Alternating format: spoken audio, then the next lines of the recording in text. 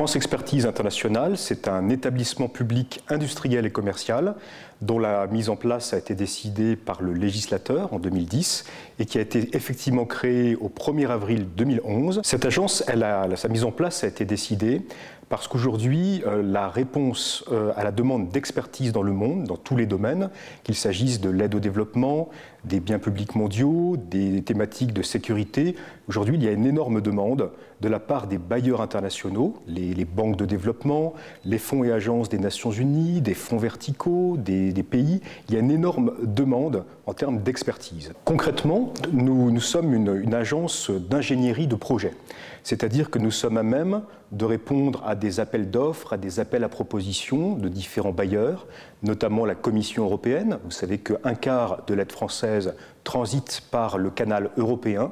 Et aujourd'hui, il y a un vrai enjeu qui est qui répond à ces demandes, à ces appels d'offres de la Commission européenne dans tous les domaines. Eh bien, nous sommes une agence qui est à même de formuler des réponses, de mobiliser différents types d'experts, français ou étrangers, et de monter sous tous ces aspects un projet, sous ces aspects financiers, juridiques, mobilisation d'experts, de personnes morales, publiques, privées ou de personnes physiques. Je crois que la force de frappe de l'agence, c'est vraiment sa capacité à répondre à tous les types de demandes et à mener des projets très concrets dont je voudrais vous donner quelques exemples. Projet très concret mené par FEI, nous avons un projet qui s'appelle Appui aux médias en République démocratique du Congo. Concrètement, sur plusieurs années, cela veut dire que nous allons, à travers les experts que nous mobilisons, aider à la mise en place de médias pluralistes et indépendants dans ce pays.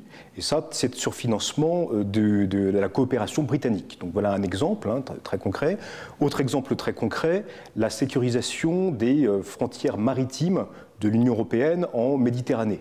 Voilà aussi un programme que nous menons pour le compte de la Commission et pour lequel il faut mener un vaste projet d'harmonisation des conditions de travail des agences européennes qui travaillent sur ces thématiques de surveillance côtière. Ce qui fait la différence aujourd'hui, ça doit être la cohérence de l'offre française.